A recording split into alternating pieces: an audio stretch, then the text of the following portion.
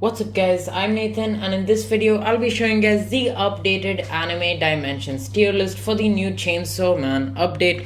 I know it's been a while since I've done this. I actually kind of quit the game for a while. I've come back after a long time, so bear with me if I do make some mistakes with some of the older characters. I don't properly remember those. I will be referring to my old tier list though to help me out, but the new one should be fine. So ST is basically going to be for those characters that are meta and those characters that are extremely useful for something altogether.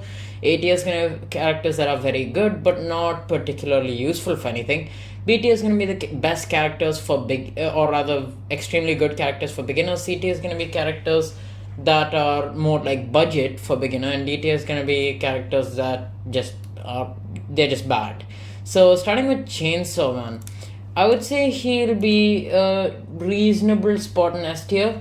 His second move, it's got a lot of ticks, and his third move, it kind of works like Aaron because it allows you to actually spam your first, and it's actually a spam dash, which is actually kind of good on dimensions, I would say. He's also got a reasonable moveset for dimensions, and he's got decent damage output, so I would say he's a fairly high spot in S tier.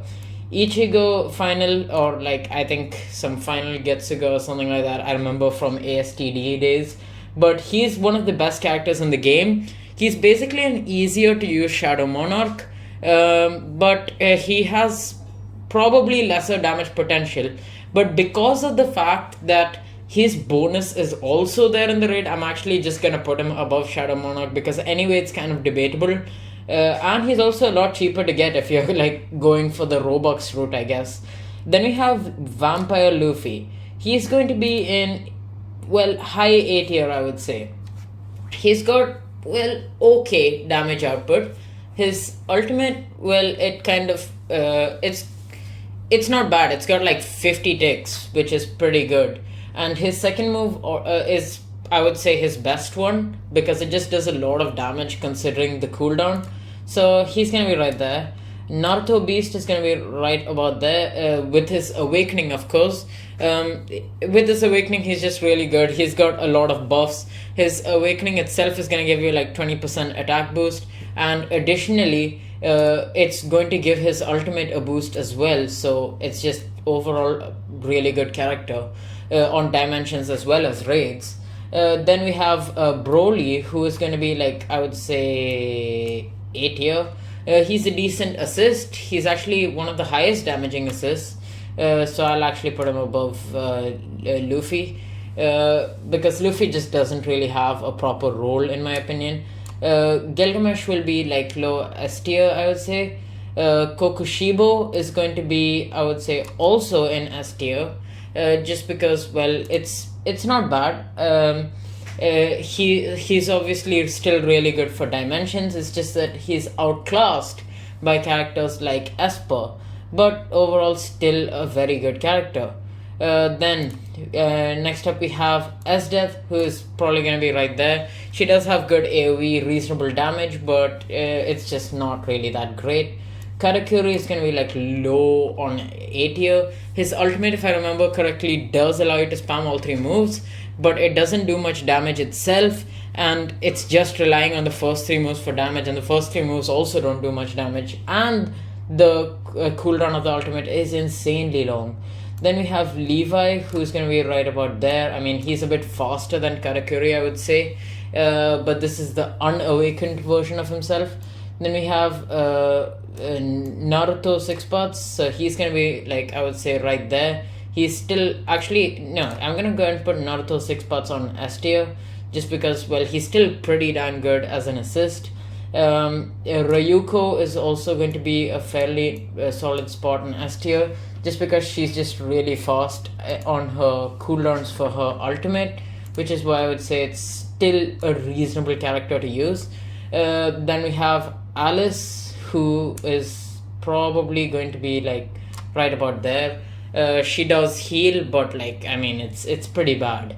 Then we have Witch Megumin. Now she has like really big AoEs and stuff. So you know what, I'll actually put Witch Megumin as well as Broly like right there on S tier, just because of the fact that Broly is the highest damaging assist, if I'm right. So I mean, it's still reasonably good. Then we have Rengoku, who's going to be right there because, well, Rengoku is still decent as an assist, even if you don't get his awakening. Saber is just bad. Bakugo is also bad. Yu-Gi-Oh, I'll say, is like bottom B tier because, like, Yu-Gi-Oh is actually no, not bottom B tier. He'll be like mid B tier because he's got a good dash move. He's got two big AoE moves that also heal. Honestly, decent character for beginners. Then we have Gojo. He's gonna be right there because if you have really good stats like good crit chance and crit damage, he can actually be like able to put out really fast damage. And his ultimate, it's like a burst damage, so that's pretty helpful. Then we have Kaneki, who's gonna be right there.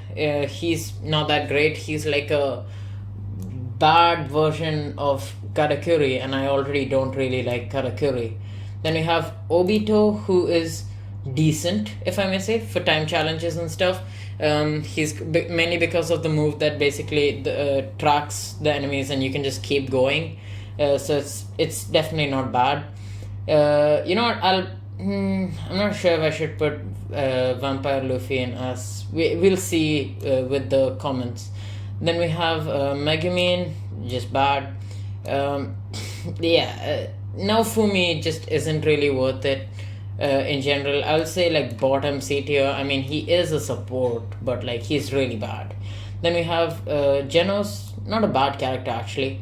Then we have Todoroki, he used to be considered very good for a gem character, but then he somehow got nerfed, if I remember correctly. Then we have Vampire Toga, just not really that good. I'll just keep her there. Winter Spirit Leah is also somewhere there. I don't even remember what they do anymore. Zenitsu, he is fast, sort of like mobility wise, but just not really that good overall. Now Emiya is really good for his price, honestly. Rimuru will also be like right about there because his assist is pretty decent. I'll say Asuna deserves a top spot in C tier just because of the fact that, well, she's cheap and she's really good considering that price. Zoro will be right there. All Might, I would say, is like a bit lower, but definitely a good character. Rukia is D tier. Kirito, I would say, is like top A tier, honestly. Like, his assist is really good. Then we have Rengoku's Awakening. That I don't think would have a spot in S tier, honestly. And then we have Shanks, who is definitely going to be like high up. I'm not sure if he's better than Chainsaw Man. Actually, it's actually a hard choice because Chainsaw Man does have a spam dash ability, and they do have kind of similar DPS. I'll actually go ahead and check out like what their DPS is.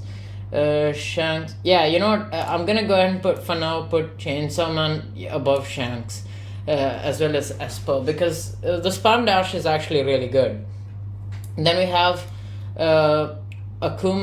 Shinra, who I would say is like, actually I wouldn't even say he's D tier. I don't think he's terrible considering his cheap cost. He's not terrible. Then we have Sukuna, who will probably be like right there. Then we have Grey, who is just really bad. I honestly find Rukia better than Grey. Sasuke is probably like bottom C tier because he does have a mobility thing. Actually, never mind, he's D tier. Akaza actually resets all of his cooldowns, so that's not bad. Asta is not that great, neither is Itadori. I mean, these ones I don't really care about because, let's be honest, I don't think anyone is stuck using these characters anymore. They're just bad, so... Sakura heals, but like it's just bad, so that should be fair. Then we have Awakened version of Levi, honestly high up in A tier just because he puts out a lot of damage. Honestly, not bad. Then we have Killua. I don't really care about these, like I said. Goku is really bad, I remember. Ichigo is actually, I'm pretty sure, the best starter that you can get, so that's there. Then we have Priestess Shrine. I'll put her bottom like A tier because she does heal and she has some amount of DPS, but why the heck would you use her DPS? You just shouldn't. Luffy is also extremely bad. Actually, I like Goku better. Then we have Naruto. Yeah, that's a decent order for the starter characters. Yeah, that's about what I think of them. Then we have Kirito, the regular version. Honestly, he's also pretty good. Like for the price, he's actually a good main. But I would just recommend that you just save more and get the better ones. Then we have Lancer, who I do remember has really fast cooldowns and mobility, but it's just not that good overall, just because of his extremely low damage output. Then we have Yorichi, who I'll say is like just below like Rengoku. He's not a bad character. He's a good assist, but it's just not that good. And I don't think really anyone even uses him. I would put Esdet like lower than that, but yeah. Then we have Nezuko. Nezuko should be right about there. I'm pretty sure she's still good. I don't think any nerfs happened. If that's the case, then I have no idea. But Nezuko is still really good because she has good damage output, and the fact that she resets her cooldowns with her ultimate. Then we have Demon Lord Rimuru. Not a bad character for beginners, I would say, just because it's actually going to be healing you up a bit. So I guess it's not terrible to use. So that should be a fair position.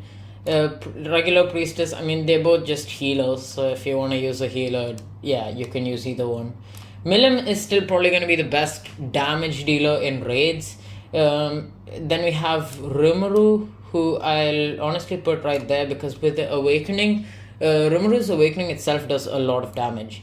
Then we have Saber Alter, who actually I think she was I used to put her in B tier. She does have very good DPS for a gem character, at least for a non-limited gem character. Then we have Eren. Eren, I'm pretty sure got nerfed, and because of that, he actually got a lot weaker. I still think he's gonna be better than Luffy because he puts out a decent amount of damage. Then we have Infinity Gojo. I'll put him right about there. His assist is okay. It's better than Yorichi now that the glitch is gone. Then we have Shadow Esjet, gonna be right next to it. And then you have Shadow Yorichi, also gonna be right about there. Then we have Shadow Monarch, who, like I said, I'm putting right under Ichigo Final. Then we have Misaka. We have Esper, who will probably be just below Shanks. They're basically different versions of each other, you could say. Then we have this Shadow Rimuru. Already his cooldowns are really bad, which is why I'm putting Shadow Rimuru kind of low. Then we have Diablo. Yeah, he deserves an A tier just because of how good he is for a gem character. His assist also gives you iframes, if I'm right. Then we have Astolfo, also pretty much one of the best gem characters that you can go for. Actually, the best. Then we have Luffy Gear 5. This is the unawakened version, so it's okay, but it's not that great. I'll put him right there. Then we have Shadow Eren, who will probably be below Vampire Luffy because he's got worse cooldowns. Then we have Summer Karakuri. If I remember right, he was like a pay-to-win character from before. I'll put him like a bit lower. Right about there should be fair for him. Then we have the awakened version, which is gonna be, I would say, like, honestly, it's kind of good. I'll put it right there because Kirito's assist is pretty good, which is why Kirito has a decent spot. And that should be fine for him. Then we have Saber's Awakening. Saber's Awakening is not that good compared to other awakenings. I'll put it in bottom B tier, but it's just not advisable to get it. Then we have the awakened version of Priestess. That's going to be doing damage compared to the regular one, but again, it's not really worth getting. These three are all just healers. Then we have Gojo's shadow version. I would say it's right about there. Then we have Tengen, who is pretty good. I'll say he'll be right above Obito because he's still kind of good on dimensions. He's okay on raids. Then we have Zoro Summer, who I would say is like actually Zoro Summer, if I remember right, was pretty good for at least for his difficulty to get. So I'll put him right there. Then we have Shadow Esper. Shadow Esper is gonna be like lower down. I think it still deserves an S tier, honestly, but it's just gonna be lower down on S tier. I'll put it. Yeah, that should be about fair. And actually, the regular version of Eren definitely should be a bit higher. Even though it did get nerfed, it's still pretty damn good, like AoE wise, and it's just really easy to use and spam. So it can be like in a low spot, I guess, in S tier. And yeah, that's pretty much it for the tier list. So if there's anything you disagree with, let me know. I'll make the changes in the comment. Obviously, there might be a few errors here and there because, like I said, it's been a while since I've come back to this game. But yeah, that's it for this video. So thank you guys for watching. Make sure to like and subscribe if you haven't already. And I'll catch you guys in the next video. See you.